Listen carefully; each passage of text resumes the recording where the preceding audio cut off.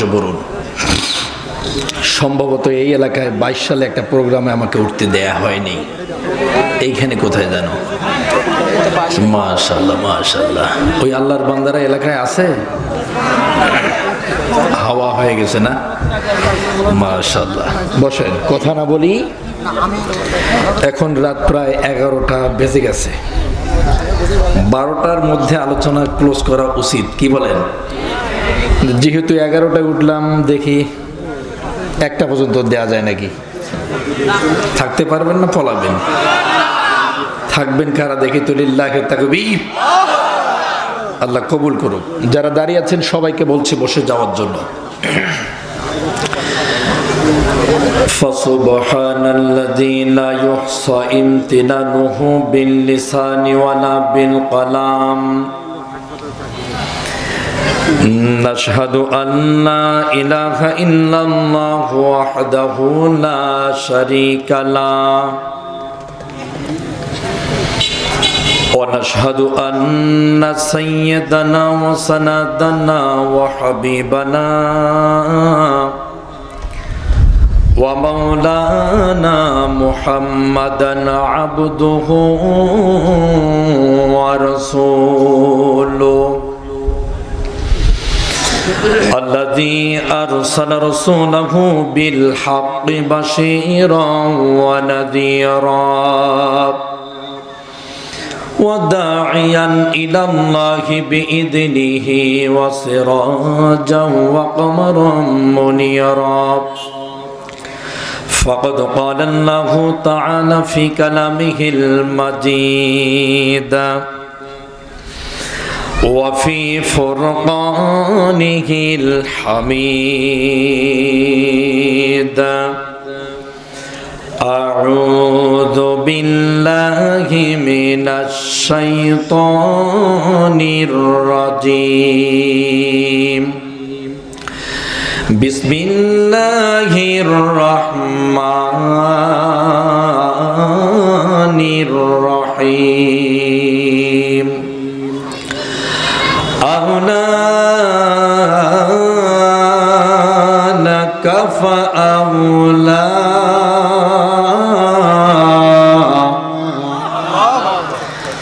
ثم أولى لك فأولى أيحسب الإنسان أن يترك سدى صدق الله المولانا العظيم أخلص دينك يكفيك الأعمال القليل رواه البخاري إن الله وملائكته يصلون على النبي يا أيها الذين آمنوا صلوا عليه وسلموا تسليما اللهم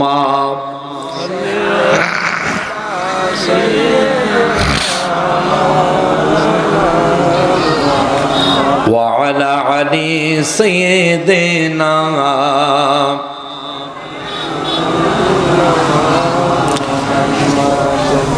ওরে দেশের জনগণ তোদের নাই কি রে শরণ রে দেশের জনগণ তোদের নাই কি রে শরণ বাড়ে বাড়ে তোদের ঈমান ওরা বাড়ে বাড়ে তোদের ঈমান করিছে হরণ রে দেশের জনগণ তোদের নাই কি রে শরণ ওদের দেশের জনগণ তোদের নাই কি রে শরণ স্মরণ আছে না নাই? বিগত সময়গুলো কি হয়ে গেল, স্মরণ আছে না নাই? আছে। সম্মানিত মুআজ্জাজ হাজিরিন, গান গাওয়ার সময় সুযোগ হচ্ছে না। সময় খুবই সংকীর্ণতার সাথে নিয়ে আপনাদের সামনে উপস্থিত হয়েছে। সম্মানিত সুধী, পাঁচানী যুব কমিটির উদ্যোগে আজকের এই বিশাল ঐতিহ্যবাহী তাফসিরুল কোরআন মাহফিল, আজকের এই বিশাল তাফসিরের ময়দানের সম্মানিত সুযোগ্য মুআজ্জাজ হাজিরিন, সভাপতি এবং প্রধান অতিথি ও আমন্ত্রিত ওলামায়ে হযরত, পোস্টারের সব বিষয়বস্তু বলতে গেলে এখানেই 10 মিনিট যাবে। সবাইকে সালাম জানাতে যাচ্ছি যারা আমার সামনে উপবিষ্টিত রয়েছেন এবং যারা পর্দার আড়ালে আমার মা এবং বোনেরা এসেছেন, সবাইকে বলছি আসসালামু আলাইকুম ওয়া রাহমাতুল্লাহি ওয়া বারাকাতুহু। মহান আল্লাহ পাকের শুকরিয়া আদায় করছি যে আল্লাহ পাক আমাদেরকে সবচেয়ে একটা বড় জালেম হাসিনা থেকে বাঁচাইছে। আরো জোরে বলতে হবে। কিন্তু এক জালেম পালাইছে আর এক জালেম এসে আবার শুরু করে দিছে। কথা বলে না কেন? জালেম পালাইছে ঠিকই, কিন্তু আবার নতুন জালেমের উৎপত্তি ঘটেছে পৃথিবীতে। যাই হোক, সর্বমূলে মহান আল্লাহর শুকরিয়া জ্ঞাপন করছি। আমরা আর একবার বলছি আলহামদুলিল্লাহ। অগণিত দুরূদ ও সালাম পাঠ করতে যাচ্ছি প্রিয় রাসূলুল্লাহর প্রতি। আমরা সবাই মিলে বলছি সাল্লাল্লাহু আলাইহি ওয়াসাল্লাম। সম্মানিত ভাইয়েরা, একটু আগে আমি আপনাদের মাঝে কোরআনুল কারীমের একটি আয়াতে কারিমা তেলাওয়াত করেছি, সংক্ষিপ্ত একটি ছোট্ট হাদিসও তেলাওয়াত করেছি। এর থেকে আলোচনা করতে গেলে আপনারা জানেন নিশ্চয়ই, একটা আলোচনা করতে গেলে 1 থেকে 1.5 অথবা 2 ঘন্টা, 2.5-3 ঘন্টা হলে পরে সেই বিষয়টাকে ক্লিয়ার করে করা যায়। তো আমি জানি যে সাতক্ষীরার মানুষ 12টার বাজা মাত্রই কিন্তু মাঠে থাকতে চায় না, সব উঠে পালায়। এজন্য আমি বড় টেনশনে আছি। আপনারা কি থাকবেন? মাশাআল্লাহ, আল্লাহ কবুল করুক, জোরে কোন আমিন। সম্মানিত সুধী, চলুন আমরা কোরআন থেকে আলোচনা শুরু করি, দেখি কত দূর পর্যন্ত যাওয়া যায়। সম্মানিত সাতক্ষীরাবাসী, মহান আল্লাহ পাক বলেন আউলা লাকা ফাআবনা সুম্মা আউলা লাকা ফাআউলা। এই বক্স দিয়েছে, বক্স দিতে নিষেধ করছি, মনটা কিছু মনে বক্স। সম্মানিত ভাইয়েরা, মহান আল্লাহ পাক বলেন আউলা লাকা ফাআউলা, তোমরা যেইভাবেই ষড়যন্ত্র করো না কেন, সুম্মা আউলা লাকা ফাআউলা, আমি আল্লাহ রাব্বুল আলামিন তার পাল্টা জবাব দেব ভিন্নভাবে।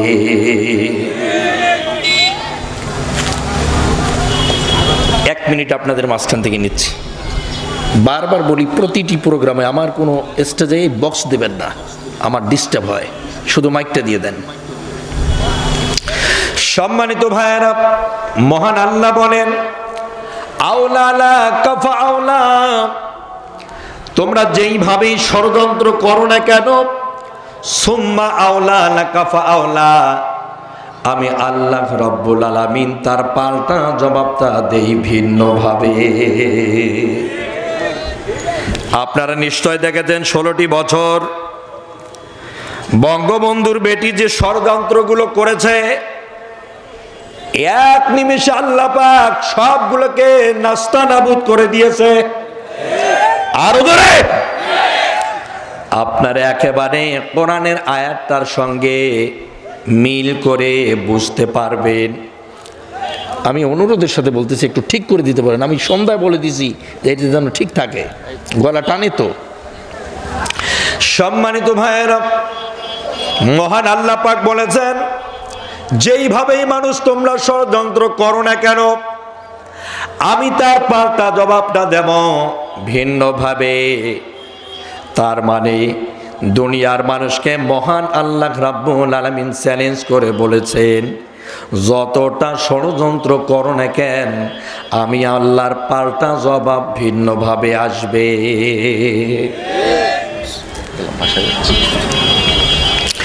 সম্মানিত ভাইয়েরা, আজ বাংলাদেশে যে অবস্থা, ফিলিস্তিনের চেয়ে বড় কঠিন দুর্দশা। 16 বছর যেভাবে বাংলাদেশের টাকা পাচার হয়ে গেছে, যেভাবে বাংলাদেশের সম্পদ বাইরের দেশে চলে গেছে, এটাকে যদি আপনি সামাল দিতে যান তাহলে এদেশে আবার 20-30 বছর লাগবে এটাকে পূরণ করতে। কথা বলে না কেন?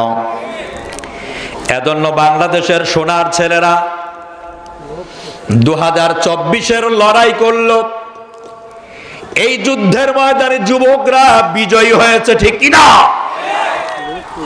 16 বছর যারা বিড়ালের মতো ঘরের মধ্যে লুকে লুকে ছিলেন, ঘর থেকে বের হতে চান নাই, কিন্তু বাংলাদেশের এই নওজোয়ানগুলো ঘর থেকে বের হয়েছে, কেউ জীবন দিল, জান দিল, শহীদ হয়ে গেল, গুলি খাইলো, পঙ্গত্ব বরণ করলো। এরপরে দেশ থেকে স্বৈরাচারকে বিতাড়িত করে দিল। এরপরে দেশের মানুষ শান্তিতে নিঃশ্বাস নিতে পারতেছে। ছেলেরা এখন বাংলাদেশে প্রধান সমন্বয়করা, প্রধান যারাকে বসিয়েছেন, তিনি বাংলাদেশের এমন একজন উজ্জ্বল নক্ষত্র যার নাম হচ্ছে ডক্টর ইউনূস স্যার। উনি শুধু বাংলাদেশের সম্পদ না, গোটা পৃথিবীর মানুষ তারে চেনে। মাইক ঠিক করো তাড়াতাড়ি। সম্মানিত ভাইয়েরা, আমি কথা বলতে পারি না, কিন্তু বহির্বিশ্বে এই মানুষটাকে চেনে, সারা পৃথিবীর মানুষ জানে। ডাবল নোবেল বিজয়ী বাংলার সন্তান ডক্টর ইউনূস স্যারকে কে না চেনে? কথা বলে না কেন? ছেলেদের চিন্তা হলো, চেতনা হলো, দেশের সংস্করণ করতে হবে, সংস্কার করতে হবে, দেশের যে ঘাটতি আছে সেটা পূরণ করা লাগবে, দেশের যে ঋণ আছে এটাও পরিশোধ করা লাগবে, দেশটাকে যে পঙ্গু করে দিয়ে চলে গেল, পালায় গেল, সেই দেশটাকে আবার নতুনভাবে সাজা লাগবে। সেটার জন্য একটু সময় লাগবে, কিন্তু এই সময়টা বর্তমান কিছু মানুষ দিতে চায় না। সম্মানিত ভাইয়েরা, ভারতে বসে বসে ষড়যন্ত্র করে আপনাদের সামনে পরিষ্কার ভাবে বলি, ও সাতক্ষীরাবাসী, বাংলাদেশের 1 নম্বর জঘন্য দুশ্মন যদি পৃথিবীর কেউ থাকে, সেটার নাম হলো ভারত। ওখান থেকে সুড়সুড়ি দেওয়া হয় দ্রুত কিভাবে ইলেকশন করা লাগবে, কিভাবে কি করা লাগবে, এগুলোর সুড়সুড়ি দিয়া দেশের মানুষের মধ্যে একটা দ্বন্দ্ব বাধায় দেওয়া যায়। কেমন করে এই চিন্তায় তারা ব্যতিব্যস্ত রয়েছে। কথা বলে না কেন? সাতক্ষীরার মানুষ, আপনাদের বনি যে স্যারে ডক্টর ইউনূস স্যার বসেছেন, ওই স্যারে বাংলাদেশের যে কোনো দলের প্রধানকে যদি আপনি বসাতেন, তাহলে ভারত এক থাপড়ায় দাঁতগুলো ফালাই দিয়ে ফালাই নামাই দিত। কথা বলে না কেন? একবার লাথি মেরে নামাই দিত। আগে ভারতের ষড়যন্ত্র ছিল বাংলাদেশকে নিয়ে, শুধু নদীকুল নয়, শুধু তিস্তা ব্যারেজ নয়, প্রত্যেক দিন এমন কোন রাত দিন ছিল না যে বাংলাদেশের মানুষকে গুলি করে ওই ভারতের বারাকাতায় আটকিয়ে রাখতো না, রাখে নাই। প্রত্যেকটা দিন বাংলাদেশের সেনাবাহিনী, নৌবাহিনী, বর্ডার গার্ড, ভারতের বিএসএফের সঙ্গে প্রতিটা দিন যুদ্ধ হয়, গোলাগুলি হয়, মারামারি হয়, প্রতিটা দিন ষড়যন্ত্র চালিয়ে গেছে। এখন সব ষড়যন্ত্র বাদ দিয়ে শুধু একটার পিছনে লেগে গেছে, যেভাবে হোক দেশের যাতে সংস্কার না হয়, তাড়াতাড়ি যেন ইলেকশন দিয়ে একটা গন্ডগোল বাধায় দিয়া দেশটাকে আফগানিস্তানের মতো শেষ করে দেওয়া হয়, আর ফিলিস্তিনের মতো যেন ধ্বংস করা যায়। এই ব্যতি ব্যস্তই তারা পাগল পারা। সাতক্ষীরাবাসী, একটু আপনি লক্ষ্য করেন, একটু আপনি চিন্তা করেন, বহির্বিশ্বে যেখানেই যাচ্ছে সেখানেই বাংলাদেশের নাম উজ্জ্বল করে আসছে, আসে নাই? এতে কয়েকদিন আগে আমেরিকায় ইলন মাস্কের সঙ্গে দেখা করার কথা, ভারতের মোদির কূটনৈতিক একটা পরামর্শ করার কথা ছিল। কিন্তু তার আগেই আপনার আমার বাংলাদেশের ছোট্ট একটি দেশের প্রধান ডক্টর ইউনূস ও যাওয়ার আগে কাম ছেড়ে দিয়ে চলে আসছে। কথা বলে না কেন? কূটনীতি কারে বলে আপনি জানেন? বাংলাদেশকে চালাতে গেলে 300 এমপি মন্ত্রী লাগে না, একজন ডক্টর ইউনূসই যথেষ্ট। আগে দেশের সংস্কার হবে, আগে তিস্তা ব্যারেজের বিষয় দেখতে হবে, এরপরে দ্বিতীয়ত বর্ডারে প্রত্যেক দিন আপনার আমার সন্তানকে গুলি করে মারা হয়, এটাকে তারপরে বন্ধ করা লাগবে। এরপরে দেশের বিভিন্ন জায়গায় বিভিন্নভাবে ষড়যন্ত্র হয়, সেগুলোকে রুখে দিতে হবে। দেশের যে টাকাগুলো পাচার হয়ে বাইরে গেছে, এই টাকাগুলোকে কেমন করে আনা লাগবে, এই জন্য কয়েকদিন আগে ইনি বাইরে গিয়েছিলেন, কানাডার প্রধানের সঙ্গে কথা বলেছেন। ওনারা বলছেন যত টাকা বাংলাদেশে চুরি হয়েছে সব এখন আমরা ব্যাক দেব। এটা ভালো না খারাপ? আরো ধরে বলেন, এটা ভালো না খারাপ? দেশের টাকা চুরি হয়ে পাচার হয়ে গেছে বাইরে, এটা নিয়ে আসলে দেশের জন্য ভালো হবে নাকি খারাপ হবে? এরপরে গরমের দিনে দেখা যায় এবং শীতের সময়ের ব্যাপারটা, বর্ষাকালের যে বিষয়টা, আমাদের উত্তরবঙ্গে ডালিয়া তিস্তা ব্রিজের পাশ দিয়ে ভারতের পানি আসে। পানি এসে চিটাগাং, কুমিল্লা, আপনার গাইবান্ধা, উত্তরবঙ্গের মানুষগুলোকে হঠাৎ করে পানির মধ্যে ভাসমান করে চুপ বাইয়া ভারত রাখে। রাখে কি রাখে না? 16-17 বছর এনারা চেষ্টার কম করে নাই, কিন্তু কোনো কাজ হয়েছে? তার পূর্বে যারা ছিল ওরাও চেষ্টা করেছিল, কাজ কি হয়েছে? হয় নাই। একদিন শুধু আমেরিকা গেল, তার পরের দিনে চলে আসলো, এর পরের দিনে আবার নম নম করে ডাক্তার ইউনূসকে কাছে টেনে নিল। যোগ্যতা সম্পন্ন ব্যক্তির ক্ষমতা পাওয়ার কতটা আপনি জানেন? আপনারা যারা নির্বাচন নিয়ে ব্যস্ত আছেন, নির্বাচন দিয়ে কি হবে? নির্বাচন দিলে না হয় ধরেন আপনি গভর্নমেন্টে চলে আসলেন, আপনি প্রধান হলেন। আপনারা যারা বিগত দিন সামনে যারা আসার চেষ্টা করছেন, সবাইকে আমরা দেখেছি শুধু পেটের ধান্দা। কথা বলে না কেন? জনগণের জন্য কোনো কথা নাই।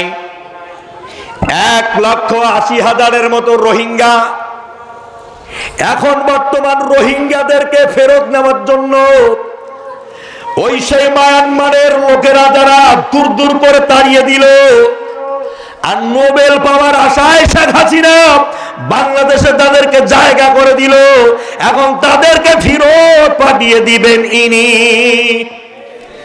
আপনারা যদি কিয়ামত পর্যন্ত তপস্যা করতেন, জিকির করতেন, তসবির দানা টিপতেন, এরপরেও কি পাইতো? বিশ্বাস হয় আপনাদের? পাইতো? কোনোভাবে সম্ভব না। সম্মানিত ভাইরা, দেশের শান্তি শৃঙ্খলা এবং নিরাপত্তা, বিচার ব্যবস্থা, এগুলোকে যারা জনগণের স্বার্থে করবে, ওকে আমরা প্রাণ জান দিয়া ভালোবাসি। আর যারা শুধু এইটার জন্য বারবার চাপ দেন, কিছু করা লাগবে না, শুধু এইটা দাও, তার মানে লাইসেন্স দাও, আমরা দুর্নীতি করি, মারি দিয়ে খাই। কথা বলেন না কেন? মহান আল্লাহ পাক বলেন, আওলা লাকাফা আওলা সুম্মা আওলা লাকাফা আওলা। যেভাবেই তোমরা ষড়যন্ত্র করো না কেন, আমি তার পাল্টা জবাব দেব তোমাদের ভিন্নভাবে। যেরকম তো আল্লাহু আকবার। এদেশে যখন ইসলাম প্রেমিক জনতারা ইসলামকে প্রতিষ্ঠা করার জন্য কাতারে কাতার বন্দী হয়ে গেছে, তখন বিশেষভাবে একটি দলের নেতাকর্মীরা ব্যাপকভাবে ইসলামের বিরুদ্ধে ব্যঙ্গাত্মক আকারে বক্তব্য দেওয়া শুরু করেছে। কেউ কেউ বলতেছে হুজুরদের যে বক্তব্য দেওয়া, একজন মদের দোকানদার যেমন মদ খায় না, তেমন এই হুজুররাও ইমানদার না, ধার্মিক না। সম্মানিত ভাইরা, আপনি চিন্তা করে দেখেন, যখন ইসলামের দিকে মানুষেরা ছুটে আসছে, ইসলামকে যখন মানুষ ভালোবাসছে, ইসলামের দল যখন ভারী হয়ে চলেছে, তখন ইসলামের পিছনে লেগে গেছে। শুধু এখানেই শেষ না, আরো বহুত ষড়যন্ত্র শুরু হয়ে গেছে। সম্মানিত ভাইয়েরা, সব ষড়যন্ত্রের জালগুলোকে একত্রিত করে বঙ্গোপসাগরে নিক্ষেপ করে দেন। আমার প্রিয় ভাইয়েরা, আগামী দিনের শতাব্দী একমাত্র আল্লাহর কোরআনেরই হবে। কিসের হবে? কোরআনের হবে। সম্মানিত ভাইয়েরা, কেউ যদি সংস্কারের বিরুদ্ধে দাঁড়ায়, দেশের উন্নয়নের বিরুদ্ধে দাঁড়িয়ে যায়, মানুষের অধিকারের বিরুদ্ধে চলে যায়, সুবিচার প্রতিষ্ঠার বিরুদ্ধে গিয়া দাঁড়ায়, যেমন ৭১ যুদ্ধ হয়েছে, 2024 যেমন লড়াই হয়েছে, আপনারা প্রস্তুত থাকেন, আরো একটা লড়াই সম্ভবত সামনে হবে। সম্মানিত ভাইরা, এই লড়াইয়ের ময়দানে কার জনসংখ্যা বেশি আর কার কম এটা বিষয় না, কারণ সর্বমূলে মুসলমানদের বিজয় হবে, এটাই হচ্ছে সবচেয়ে বড় কথা। আমি বারবার এই কথাগুলো বলি, সৎ সঙ্গে স্বর্গে বাস আর অসৎ সঙ্গে সর্বনাশ। ভালো মানুষের সঙ্গে থাকবেন, সঙ্গ যদি আপনার ভালো দেয় আপনি ভালো হবেন, আর অসৎ সঙ্গের সঙ্গে যদি আপনি জড়িত হয়ে যান তাহলে অবশ্যই খারাপ হতে বাধ্য হবে। যে আওয়ামী লীগ দেশের মাসের পর মাস, বছরের পর বছর, শতাব্দীর পর শতাব্দীতে বাংলাদেশে মানুষ মারল, হত্যা করল, বিডিআর পিলকানায় হাজার হাজার সেনাবাহিনী শেষ করে দিল, দেশের মেরুদণ্ড শেষ করে দিল, এরপরে বিভিন্ন ভাবে মানুষকে গুম করলো, খুন করলো, সে তো পালিয়ে যেতে বাধ্য হলো। তাদের আজ যারা পুনর্বাসন চায়, বুঝে নিতে হয় ওরা আওয়ামী লীগের দালাল। আমার প্রিয় সাতক্ষীরাবাসী, এটা বুঝতে হবে আপনাদের, সংখ্যা কার বেশি কার কম এটা বিষয় না, বিষয় হলো ঈমান। ঈমান যদি আপনার আমার থাকে, আমাদের বিজয় হবে বাংলাদেশে, এটাই সবচেয়ে বড় কথা। এবার আপনাদেরকে উদাহরণ পেশ করব, তারপরে আপনাদেরকে আমি তাফসীর শোনাবো। সম্মানিত সাতক্ষীরার ভাইয়েরা, বদরের যুদ্ধে আপনারা দেখেছেন 360টা মানুষ 1000-এরও বিরুদ্ধে লড়াই করেছিল, করে নাই? এই 360টা মানুষ আপনার না 313টা মানুষ 1000-এর উপরে কাফেরদেরকে ময়দানে যদি থামিয়ে দিতে পারে, শহীদ করে দিতে পারে, ওদেরকে যদি জাহান্নামে পাঠায় দিয়া দিনের ঝান্ডাবাহী পতাকা যদি উড্ডীন করে দিতে পারে, বাংলাদেশে ইসলাম এবং কোরআনের শাসন আসবে, এটার বহুত নমুনা দেখা যাচ্ছে। শুধু আপনাদেরকে ঐক্যবদ্ধ থাকতে হবে। সম্মানিত ভাইয়েরা, বদরের যুদ্ধ বাদ দিয়ে দিলাম, এবার আপনাদেরকে নিয়ে গেলাম ইয়ারমুকের যুদ্ধের ভিতরে, যেটা হয়েছিল শাম এবং সিরিয়ার মধ্যে। শাম সিরিয়ায় ইসলামের সংখ্যা, অর্থাৎ ইসলাম প্রিয় জনতার সংখ্যা ছিল একেবারে কম। কাফের মুশরিকদের সংখ্যা ছিল প্রায় 1,40,000। 1,40,000-এর মাঝখানে মাত্র ছিল 36,000 মুসলমান। এবার বলেন তো, 1,40,000 বেশি নাকি 36,000 বেশি? কথা বলে না? ইতিহাস সাক্ষী দিচ্ছে 1,40,000 কাফের বেশি। সেই ময়দানে মাত্র 36,000 মুসলমান ছিল। মুসলমানেরা লড়াইয়ের ময়দানে গেল আল্লাহর দ্বীনের বিজয়ের ঝান্ডা নিয়ে। তারা শাম সিরিয়ার দিকে কালেমার পতাকা উড্ডীন করাবার জন্য গিয়েছে। 1,40,000 কাফের মুসলমান 36,000কে চতুর্দিক থেকে ঘিরে ফেলল।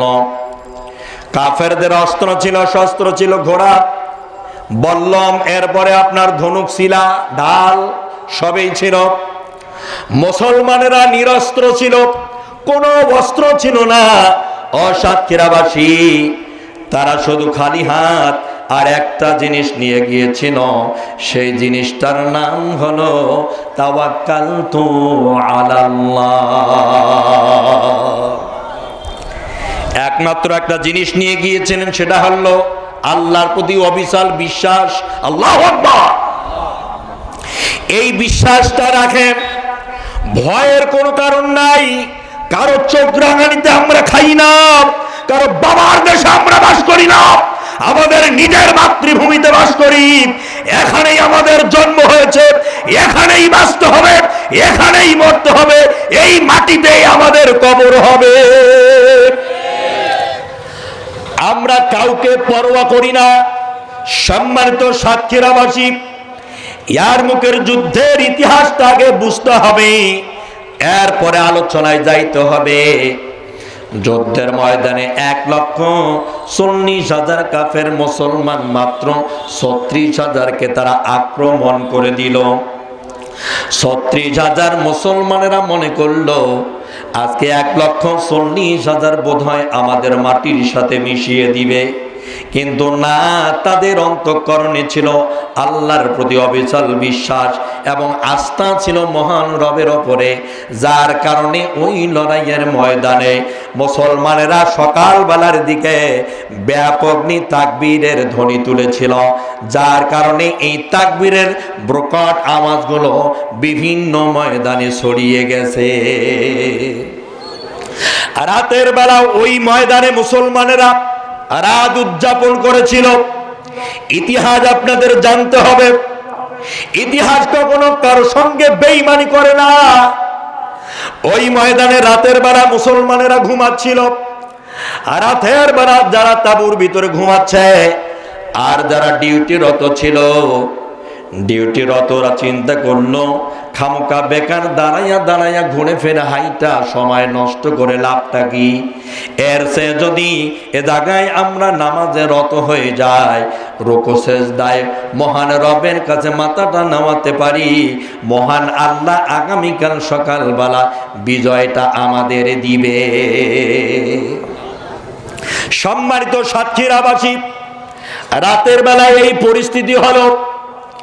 দিনের বেলা সকাল হয়ে গেছে যখন, মুসলমানদের এই অবস্থা দেখে, সংখ্যা দেখে কাফের মুশরিকরা চতুর্দিক থেকে ভৎসনা করা শুরু করলো। এ মাত্র 36,000 তোরা আসছো, আর আমরা দেখো 1,40,000।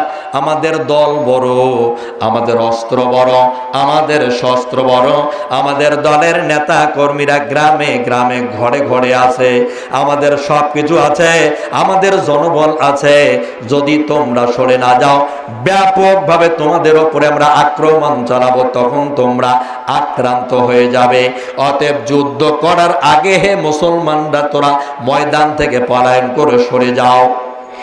এইভাবে তারা বক্তব্য দিয়েছিল, কিন্তু মুসলমানেরা বলেছিল মরে যাব, আল্লাহর দ্বীনের ঝান্ডাবাহী কালেমার পতাকা এই ময়দান থেকে নিয়ে পিছপা হব না। কত বড় শক্তি আছে তোমাদের দেখে নেব। মাঠের মধ্যে যখন তাকবীর শুরু হয়ে গেছে, মুসলমানদের তাকবীরের ধ্বনি শোনা মাত্রই মুসলমানদের মাথার চুলগুলো দাঁড় হয়ে গেল, লোমগুলো যখন খাড়া হয়ে গেছে। মুসলমানদের এই পরিস্থিতি দেখার পর কাফের মুশরিকরা বুঝতে পারল এ মুসলমানরা এমন এক জাতি রে, এরা মরে যাবে তারপরও পিছপা হবে না, এরা তো জীবন দিয়া দিবে, কোনো আপত্তি নাই, কিন্তু আমরা যদি মরে যাই আমাদের বউরা বিধবা হয়ে যাবে, আমাদের বাচ্চা কাচ্চা ইতিম হয়ে যাবে। অতএব এদের সঙ্গে লড়াইয়ের ময়দানে অংশগ্রহণ করার চেয়ে ভেগে যাওয়াই ভালো।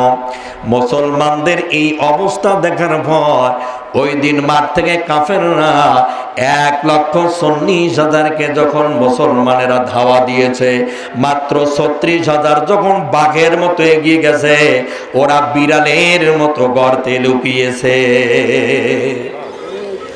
আজ বাংলাদেশের 95% মুসলমানদের বলি, সাতক্ষীরাবাসী ভয় পাইলে হবে না। এই লড়াইয়ের ময়দানে বহুত লড়াই করে আসতে হয়েছে। এই ময়দানে এখন আপনি উড়ে এসে জুড়ে বলছেন তা না, বহুত লড়াইয়ের ময়দানে জীবন দিতে হয়েছে, জান দিতে হয়েছে, অনেক আলেমকে ফাঁসির দড়িতে ঝুলাইছে, অনেককে ইনজেকশনের সিরিজ দিয়ে হত্যা করেছে, অনেককে দেশ থেকে দেশান্তরিত করেছে, গুম করেছে, খুন করেছে। এরপরও ভারতের গোলামি করতে বলেছে, কিন্তু এই জাতি লড়াই করেছে গোলামি করব না বলে।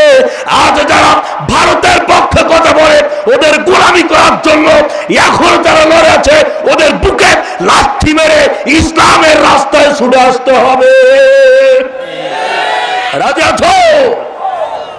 সম্মানিত ভাইয়েরা, বিষয়বস্তু আপনাদের বুঝতে হবে। ইয়ারমুকের যুদ্ধের ময়দানে যখন এই পরিস্থিতি হলো, মুসলমানেরা যখন ব্যাপকলি লড়াইয়ের ময়দানে চতুর্দিকে দেখতে পেল কাফের মুশরিকরা চতুর্দিক থেকে পলায়ন করছে, মুসলমানেরা আবার তাকবীরের ধ্বনি দিল। এই তাকবীরের ধ্বনি তাদের কর্ণকুহরে পৌঁছে যাওয়া মাত্র এবার পুরা ইয়ারমুকের মাঠ থেকে পলায়ন করেছে। গোটা দুনিয়ার মানুষ তাদের ভৎসনা করেছে। এরা পালাটি, এরা পালায়, এরা যুদ্ধের ময়দানে আসার পরে লড়াই করতে পারে না, বরং পিছপা হয়ে যায়। এরা ঘৃণিত জাতি।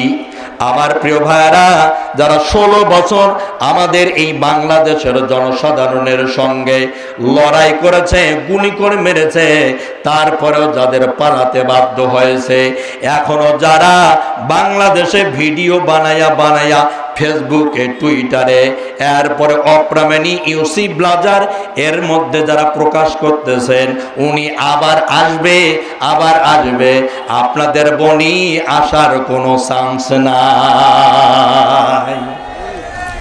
আমাদের প্লেয়ার গিয়েছিল কয়েকদিন আগে ভারতে। তিনি সর্বপ্রথম নরেন্দ্র মোদীর সামনে বসে প্রথম যে কথাটা বলেছে সেটা হলো এই, দেশে গণহত্যা হয়েছে, দেশে মানুষকে মেরেছে, দেশে রক্তের বন্যা বয়ে দিয়েছে, দেশের সম্পদ লুটপাট হয়েছে, ডাকাতি হয়ে গেছে, ব্যাংকগুলো শূন্য করে দিয়েছে। এটা বিচারের আওতায় নিয়ে আসা দরকার। উনি অপরাধী, আমার দেশে আইন আছে, আমার দেশের আইন দ্বারা তাকে শাস্তি প্রয়োগ করতে হবে। আশা লাগবে না, একা একা আসার দরকার নাই। ওনাকে একাই আসার দরকার নেই, ওনাকে নিয়ে আসা হবে। কথা বলে না কেন? ওনাকে নিয়ে আসা হবে। একাই আসার দরকার নাই, আপনাকে নিয়ে আসা হবে। বাংলাদেশের কিছু নেতা এখন বক্তব্য দিচ্ছে, যেমন ফজলুর রহমান সাহেব, উনি কয়েকদিন ধরে ফেসবুকে ব্যাপকভাবে বলা শুরু করছে উনি আবার আসবে। মানে বলতে বলতে মুখের ফেনা উঠে ফেলাইতেছে। আর উনি আসবে তা তোর কি হয়েছে? তুই যেই দলের নেতা কর্মী সেই দলের বক্তব্য দিয়ে দে। কথা বলেন ঠিক কিনা? কারণ ওকে বাংলাদেশের মানুষ কেউ সহ্য করতে পারে না। ঠিক বলছি না বেঠিক? ঠিক না বেঠিক? দেশের মানুষ যাকে ঘৃণা করে মন থেকে, তাকে নিয়ে যারা মানা জপা করবে, ওরা জাতির শত্রু, ওরা জাতীয় শত্রু। পৃথিবীর কোন স্বৈরাচার পালার পরে আবার ব্যাগ হয়ে আসছে এমন ইতিহাস দেখছেন? কি বাবা সাতক্ষীরাবাসী বলে না কেন? দেখছেন আপনারা? দেখেন নাই? যেমন আফগানিস্তানের বাশার আল আসাদ, এই স্বৈরাচারটা পালিয়েছিল, আবার দ্বিতীয়বার এসে কি আফগানে কি শাসক ছিল? এসেছিল? আসেনি। সিরিয়ায় এই বাশার আল আসাদ, আফগানিস্তানে হচ্ছে আশরাফ গনি, আফগানের মাটিতে আশরাফ গনি সেও পালিয়েছিল, এও ছিল বড় স্বৈরাচার। সে কি দ্বিতীয়বার আসছিল? কথা বলেন, আসছিল? ৬০ লক্ষ ইহুদিকে হত্যা করেছিল কে? হিটলার। সে কি দ্বিতীয়বার আবার আসছিল? কথা বলে না কেন? আসছিল, আসে নাই। তার মানে বোঝা গেল পৃথিবীর কোন স্বৈরাচার একবার যদি পালায় দ্বিতীয়বার আর আসার আর কোনো সুযোগ নাই। আর যারা বলেন, আর যারা মিথ্যা কথা ছড়ায় এরা হচ্ছে বড় মিথ্যাবাদী। কথা বলেন ঠিক কিনা? সম্মানিত ভাইয়েরা, ওই ময়দানের মধ্যে যখন মুসলমানেরা বিজয় হয়ে গেছে, কাফের মুশরিকরা যখন চতুর্দিক থেকে বিড়ালের মতো পালালো, খবর চতুর্দিকে ছড়িয়ে গেছে। ইয়ারমুকের যুদ্ধে কাফেরদের বাহিনী ছিল 1,40,000 আর মুসলমানদের সংখ্যা ছিল মাত্র 36,000। 36,000 মুসলমানদের সঙ্গে 1,40,000 কাফের পরাজিত হয়েছে। আমার প্রিয় ভাইয়েরা, কোনো পরাজিত শক্তি মাথা চারা দিতে পারবে না। সেই পরাজিত শক্তিকে যারা আবার পুনর্বাসন দিতে চায়, আপনি তাদেরকে কি বলবেন? আপনি তাদের কি বলবেন? একটু চিন্তা করেন। আজকের আলোচনাটা কিন্তু অন্যরকম, একটু পরেই বুঝতে পারবেন বিষয়টা কি হলো। আবার প্রিয় ভাইরা, খবর যখন চতুর্দিকে ছড়িয়ে গেছে 1,40,000 পরাজিত আর 36,000 মুসলমানেরা বিজয় হয়েছে, ওদের মুখ দেখার জায়গা ছিল না। আজ বাংলাদেশে ঈদুল ফিতর গেল, যারা এতদিনে আমাদেরকে এই অঞ্চলগুলোতে তাফসীরের ময়দানে উঠতে দিত না, ওরা ঈদের মাঠে নামাজ পড়তে পারে নাই। ওরা আজ বাজারে বের হতে পারে না, ওরা আজ রাস্তাঘাটে বের হতে পারে না, ওরা আজ জাতিকে মুখ দেখাতে পারে না। কি হলো? কেন পারেন না? কি করছেন? কি এমন অপরাধ হয়েছে আপনার? কি অপরাধে বা আপনারা জাতির সঙ্গে করলেন? নামাজে আসতে পারেন না, মানুষকে মুখ দেখাতেও পারেন না, বাজারেও যেতে পারেন না, রাস্তা উঠতে পারেন না। কারণটা কি? কারণ হলো একটা, ওরা এখন চিন্তা করে আসলে বিগত 16-17টা বছর আমরা আসলে মানুষের ওপরে জুলুম করেছি। আমার প্রিয় ভাইয়েরা, যারা বারবার এই মসনদগুলোতে আসে জাতির ওপরে জুলুম চাপায়, আমাদের ঘাড়ে বন্দুক রেখে আমাদের ওপরে যারা গুলি ফুটায়, দ্বিতীয়বার বাংলাদেশে তাদের কোনো আর সমর্থন দেওয়া হবে না।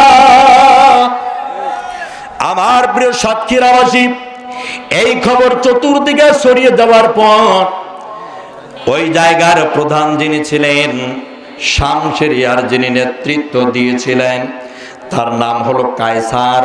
কায়সারের কাছে দ্রুত খবরটা চলে গেল। কি ব্যাপার জাহাপনা? এমন শক্তিশালী বাহিনী বানাইছেন, 1,40,000 অস্ত্রে শস্ত্রে ময়দানে গেছে, অথচ মাত্র 36,000 মুসলমানের কাছে পরাজিত হয়ে পালিয়েছে। ঠিক কিনা? পরাজিত হয়েছে 36,000 মুসলমানের কাছে। কায়সার এবার ডাক দিয়ে বলল ওদেরকে, কি ব্যাপার? কিভাবে তা সম্ভব হলো? মুসলমানেরা বিজয় হলো কেমনে? ওদের যে দলের লোক কম, ওদের তো কর্মী বাহিনী কম, ওদের অস্ত্র শস্ত্র কম, ওদের কোনো অস্ত্র নাই, ওরা নিরস্ত্র মানুষ। ওরা বিজয় হলো কেমনে রে? কারণটা কি? কাফেরদের যারা লিডার ছিল, ওই বাহিনীর মধ্যে যারা নেতৃত্ব দিয়েছিল, ওনারা বললেন জাহাপনা কিছুই বুঝলাম না। মুসলমানদের এমন কি অস্ত্র আছে যে মুসলমানরা আজ মাত্র 36,000, 1,40,000-এর ওপরে বিজয় হয়েছে? কায়সার বলে দিল, দ্রুত গবেষণা করো, অনুসন্ধান করো, এগুলোকে বারবার খুঁজে বের করে দেখো কিভাবে মুসলমানেরা বিজয় হলো, কেন মুসলমানদের বিজয় আসলো, ভালোভাবে দেখো তো। অনুসন্ধান শুরু হয়ে গেল, কমিটি গঠন হয়ে গেছে। মুসলমানদের খোঁজ খবর নেওয়া হচ্ছে, এমন কি অস্ত্র মুসলমানদের ওই ইয়ারমুকের যুদ্ধে ব্যবহার করা হয়েছে। ওরা দেখলো কোনো অস্ত্র নাই, শুধু মুসলমানেরা রাতের বেলা ওরা শুধু একাকিদ কেন জানি দাঁড়িয়ে যায়। দাঁড়িয়ে যাওয়ার পরে হাত দুটো তারা উঁচু করে, এরপরে এখানে কেন জানি এমন করে এখানে এভাবে বেঁধে নেয়, তারপরে ওখানে কি যেন বলে, এরপরে তারা রুকুতে চলে যায়, ওখানে যেন কি বলে, তারপরে দাঁড়িয়ে যায়, এরপরে আবার মাথাটা এই জমিনে নামায়। এই কথা এসে কায়সারকে বলা হলো, জাহাপনা ওদের কিচ্ছু নাই, কোনো অস্ত্র শস্ত্র নাই, কিন্তু বিশেষ একটা ব্যায়াম রয়েছে। ওরা একটা ব্যায়াম করেছে, ওই রাতের বেলা দেখা গেছে ওরা জমিনে সেজদা দিয়েছে, রুকু করেছে, ওরা মাথা নত করেছে, এই ছাড়া ওদের কিচ্ছু নাই। কায়সার বলে দিল, বোখার দরে এটা বিশেষ কোনো ব্যায়াম নয়, এটা হলো এমন একটা জিনিস, এটাই হলো অসজুদ, এটা হলো অকতরিব। অসজুদ মানে হলো রুকু করা, অকতরিব মানে হলো সেজদা করা। রুকু করা আর সেজদা করা মানে হলো মহান রবের সঙ্গে দেখা করে কথা বলা। এই বুখার দল, মুসলমানদের অস্ত্র লাগে না, মুসলমানেরা মহান রবের সামনে মাথা নত করলে সাহায্য পাঠায় কে? কে পাঠায়? মহান আল্লাহ পাঠায়। আমার প্রিয় সাতক্ষীরাবাসী, এজন্য আপনাদের বুঝতে হবে, বাংলাদেশের ৯৫% মুসলমান। নামের মুসলমান হলে হবে না, কামের মুসলমান হতে হবে। মহান আল্লাহকে স্মরণ অবশ্যই করতে হবে। নামাজ ৫ ওয়াক্ত আপনাদের বাধ্যতামূলক পড়া লাগবে। আল্লাহকে রুকু সেজদা যদি করতে পারেন, ঈমান যদি পরিপূর্ণ থাকে, ভারত যত বড় শক্তিশালী দেশ হোক না কেন, পৃথিবীর যে কেউ হোক না কেন, আমাদের ওপরে চোখ রাঙাইয়া আমাদের একটা বাঁকা লোম কেউ সোজা করতে পারবে না, বরং পরাজিত হবে ওরা, বিজয় হবে আমাদের। বিজয় হবে কার? বিজয় হবে আমাদের। কিন্তু সঙ্গ ঠিক রাখা লাগবে, এদিকেও যাবেন ওদিকেও যাবেন, এটা হবে না, ঠিক কি না? এটা হবে না। এজন্য বলা হয়েছে, সৎ সঙ্গে স্বর্গে বাস, অসৎ সঙ্গে সর্বনাশ। সঙ্গ যদি আপনার ভালো হয়, আপনি অবশ্যই ভালো হবেন, আর সঙ্গ যদি আপনার খারাপ হয়, অবশ্যই আপনি খারাপ হবেন, নাকি?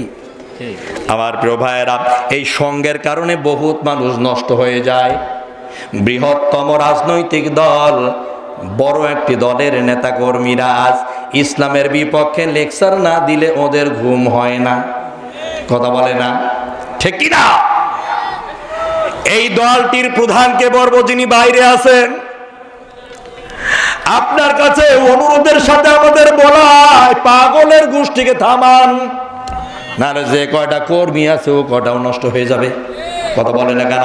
কারণ এদেশের মানুষ হচ্ছে মুসলমান, এরা আল্লাহ বিশ্বাসী, কোরআনে বিশ্বাসী, এরা ইসলাম ভালোবাসে। সেই ইসলামের কেউ যদি কথা বলে, দল টল কোনো কিছু দেখা হবে না, দল দিয়ে কামে আসবে না। অলরেডি পচা শুরু হয়ে গেছে। সম্মানিত ভাইয়েরা, এজন্য বলছি, সঙ্গ আপনাকে ঠিক করতে হবে। আপনি কার পিছনে ছোটেন? সঙ্গ আপনার ভালো করা লাগবে। আপনি কার পিছনে দৌড়ান? আপনি দেখেন নাই, ফেরাউন এমনি এমনি খারাপ হয় নাই, ফেরাউনের পিছনে একটা খারাপ সঙ্গ ছিল। ফেরাউন আসলে খারাপ ছিল না, ফেরাউনের পিছনে একজনের সঙ্গ ছিল, যার নাম হলো টাকুয়া হামান। এদের পিছনে যে সঙ্গগুলো রয়েছে, এই সঙ্গগুলো প্রায় ইসলাম বিরোধী, কথা বলে না কেন? প্রায় দেখা যাচ্ছে ইসলামের বিপক্ষে বলে। সম্মানিত ভাইয়েরা, একটু লক্ষ্য করেন, একটু চিন্তা করেন আপনি, বিগত সময় আওয়ামী লীগ যেভাবে ইসলামকে আক্রমণ করে কথা বলতো, ইদানিং দেখা যাচ্ছে এদের মধ্যে শুরু হয়ে গেছে, আরো জোরে আর জোরে বলে না কেন? কারে তুমি ভোট দিবা ভাই, কার বা জন্য ভোট চাও? কারে তুমি ভোট দিবা ভাই, কার বা জন্য ভোট চাও? ভোটের আগে চিন্তা করে নাও, এ ভোটের আগে চিন্তা করে নাও। স্বাধীনতার 53 বছর এমনই করে গেল, হতভাগাই এই না জাতি কিছুই নাহি পেল। বারে বারে একে দশা তোমার জীবন গেল ফাও, বারে বারে একে দশা মোদের জীবন গেল ফাও। ভোটের আগে চিন্তা করে নাও, ও ভোটের আগে চিন্তা করে নাও। ওরা হলো প্রতারকার ধান্দাবাজের হোতা,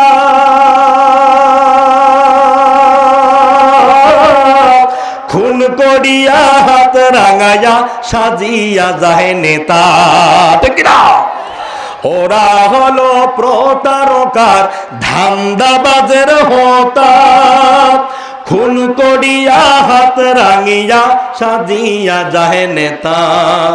ওদের তালে পড়বি না আর সেই কঠোর সিদ্ধান্ত নাও, ওদের তালে পড়বি না আর সেই কঠোর সিদ্ধান্ত নাও। ভোটের আগে চিন্তা করে নাও, ও ভোটের আগে চিন্তা করে নাও।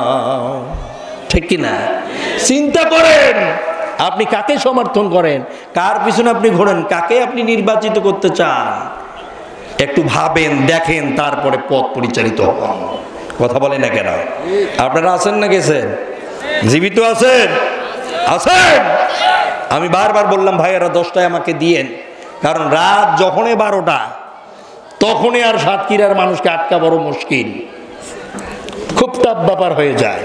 এটা আমি আগেও বলে দিয়েছি ফোন করে, প্রায় মাহফিলে এই সমস্যাটা হয়েছে। ঠিক না ভাই? অনেক মানুষে ক্লান্ত থাকে, শ্রান্ত থাকে বিভিন্ন সমস্যার কারণে, যার কারণে যখন শ্রোতা মণ্ডলীর এই অবস্থা হয়ে যায় তখন বক্তাদের কথা বলার মতো কোনো ইমেজ থাকে না। থাকে না। এজন্য আপনাদের বিনত অনুরোধের সাথে বলবো, যে কোনো বক্তাকে নিয়ে আসলে অবশ্যই 10টা থেকে 11টা অথবা 12টা পর্যন্ত সে আলোচনা করবে।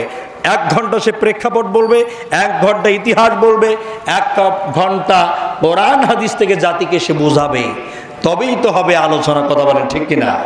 এখন আমি কোথায় ধর্ম কোথায় ছাড়বো নিজের কোনো গ্যারান্টি নাই, কারণ পরিস্থিতি দেখার পরে এই অবস্থা।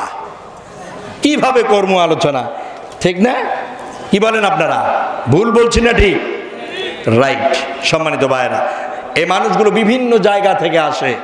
আমাকে অনেকেই ফোন করেছে, হুজুর আজকের ওই প্রোগ্রামে যাব যেখানে 22 সালে আসছিলেন, ওই যে করতে পারলেন ওইখানে আমরা যাব, কিন্তু প্রাণ ভরে আজকে আলোচনা শুনবো। আর আমিও কিন্তু সেই মানসিকতা নিয়ে বসেছি যে আলোচনা আজকে আমি চালাবো, কিন্তু সেই পরিবেশটা হলো না। 10টায় দিতে চাইলেন তখনও দেন, অথবা 10:30টায়, এরপরও তো 1.5 ঘন্টা পাইতাম। কি বলেন?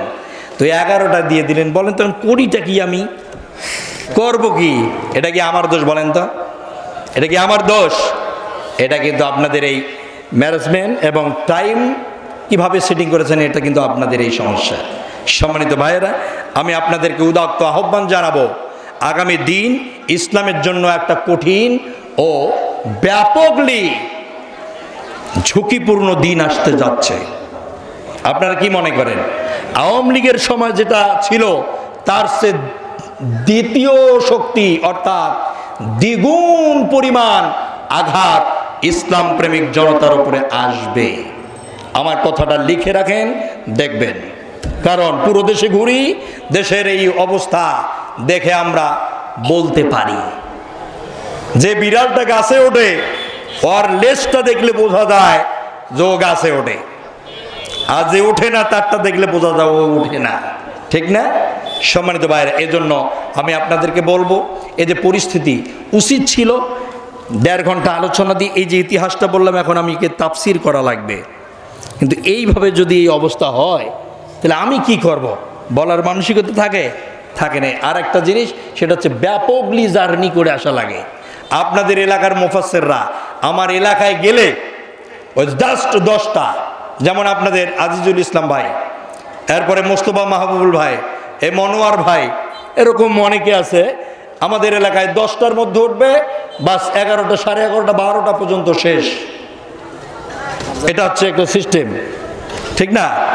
এরপরে আফজাল ভাই, উনিও যান আমাদের এলাকায়, জিজ্ঞাসা করে দেখেন, এই যে 10টা ঘন্টা জার্নি করে এখানে আসলাম, এই যে মাত্র এতটুকু কথা বলে কি আর স্বাদ মেটে বলেন তো? এই স্বাদ মেটে? গলার শুংশুঙিয়ে তো থামে না। সম্মানিত ভাইয়েরা, এজন্য আমি আপনাদেরকে বলবো, উদাত্ত আহ্বান জানিয়ে যে কোনো মুফাসসির, যেমন আগামীকালকে মুফতি আমির হামজা ভাই আসতে যাচ্ছেন, আপনাদেরকে বুঝতে হবে যে জাস্ট টাইম এবং মূল সময়ের মধ্যে আপনাদেরকে উপস্থাপন করাতে হবে। এটা আপনাদের প্রধান টার্গেট। কি বুঝতে পারছেন? বুঝতে পেরেছেন?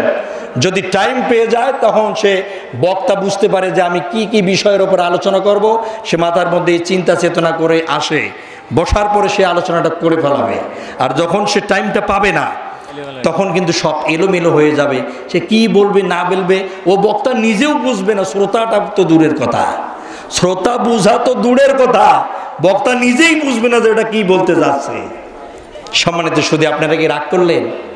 ভাইদের এই যে ত্রুটি, এই ত্রুটিটা আগামী দিনে যাতে এরকম কোনো সমস্যা না থাকে, আমি এর জন্য আপনাদেরকে আহ্বান জানাবো, এই সমস্যাগুলো দূর করতে হবে। বিশেষভাবে আমি আপনাদেরকে বলবো যে এই টাইমটা, বক্তার টাইমটা অন্য কোনো মানুষকে কথা বলতে গিয়ে সে সময়টাকে নষ্ট করবেন না, কোনোভাবে করবেন না। এটা বড় ধরনের একটা সমস্যা। আজকের মাহফিলের একটা মিনিটের দাম 1000 কোটি টাকা দিয়ে না, জানে না, বোঝে না, যার কারণেই মানুষ ভুল ধরার চেষ্টা করে।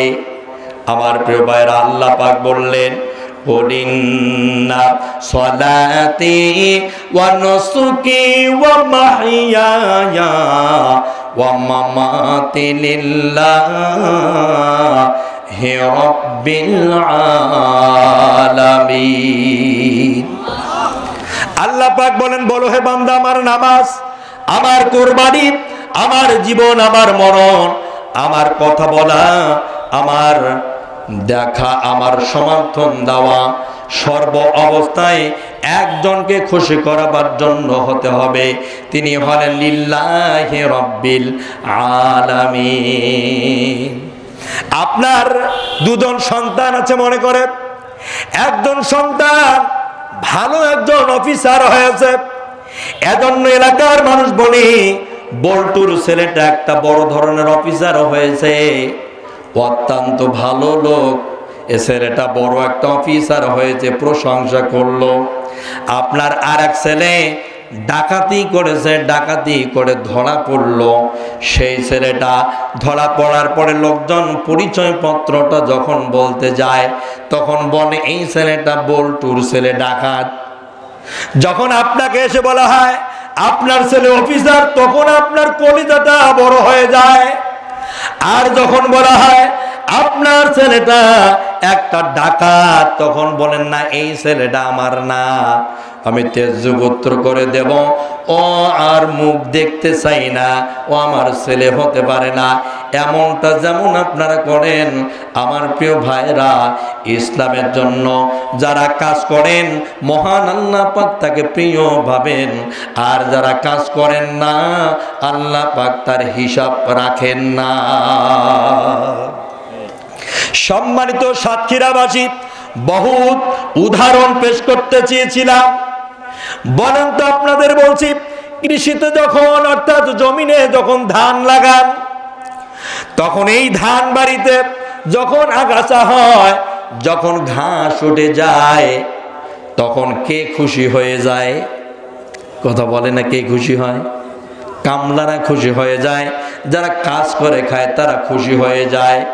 ওরা বলে এখন ঘাস হয়েছে বেশি, এ ধান খেতে ঘাস প্রচন্ড আগাছা হয়েছে, এবার মালটু ইনকাম হবে বেশি, ওরা খুশি হয়ে যায়।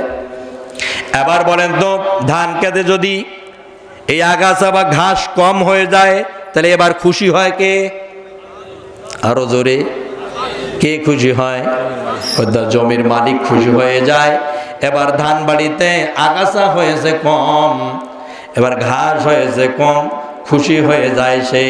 এবার কামলাদেরকে টাকা দিতে হবে কম।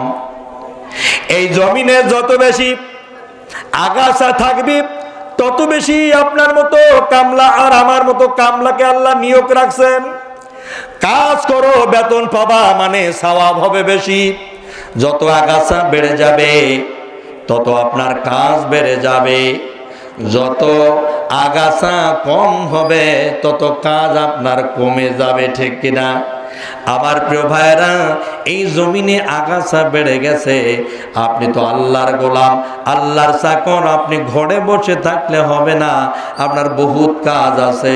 আপনাকে জমিনে বের হতে হবে, আগাছা সাফ করতে হবে। এর দায়িত্ব আপনাকে দেওয়া হয়েছে। এর থেকে যদি আপনি চুপ করে নীরবে বসে থাকেন তাহলে তো রিসালাতের দায়িত্ব পালন করা হলো না। সম্মানিত ভাইরা, মহান আল্লাহ পাক আরো বলেন, ইন্নাল্লাহা আশতারা মিনাল মুমিনিনা আনফুসাহুম ওয়া আমওয়ালাহুম বিআন্না লাহুমুল জান্নাহ। মহান আল্লাহ রাব্বুল আলামিন বলেন, নিশ্চয় অবশ্যই 100% শিওরিটি আমি আমার মুমিন বান্দাদের জানার মাল কিনে নিয়েছি, শুধু একমাত্র বিআন্না লাহুমুল জান্নাহ, জান্নাত দেওয়ার কথা বলে আপনারা আমার জানমাল কিনে নিয়েছেন কে? আরো জোরে বলেন কে? মহান আল্লাহ জানমাল কিনে নিয়েছে। আমার প্রিয় ভাইরা, এই জানমাল আপনার কথা দ্বারা চলবে নাকি যিনি কিনে নিয়েছেন তার কথা দ্বারা চলবে? কার?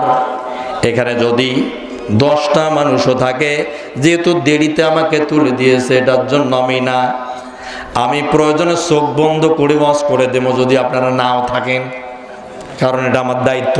কি বলেন? যেহেতু দিয়েছে আমাকে, কি করবো এখন আমি? সম্মানিত ভাইয়েরা, মহান রব্বুল আলামিন বলেন, আমি তোমাদের জানমাল কিনে নিয়েছি শুধু আমার কাজ করার জন্য। আপনাকে কি কাজ দেওয়া হলো?